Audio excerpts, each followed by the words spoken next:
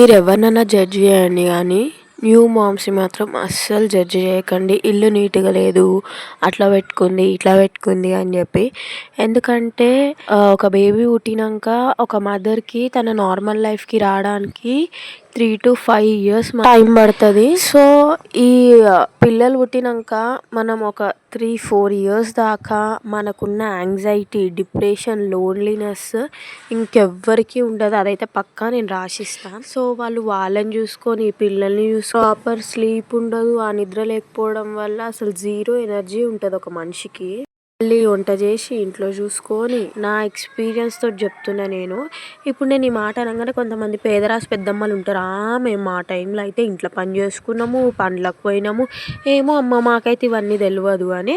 అది మీ టైంలో, ఇప్పుడు అట్లా లేరు. పిల్లలు చూసి రమ్మంటే కాల్చి వస్తారు. తేడా అయితే ఉంది కదా. వాళ్ళకి హెల్ప్ చేయకపోయినా పర్లేదు, మీదికెళ్ళి ఒక మాట మాత్రం అనకండి. వాళ్ళకు కూడా చేసుకోవాలని ఉంటుంది కదా, కానీ కుదరదు కొన్నిసార్లు.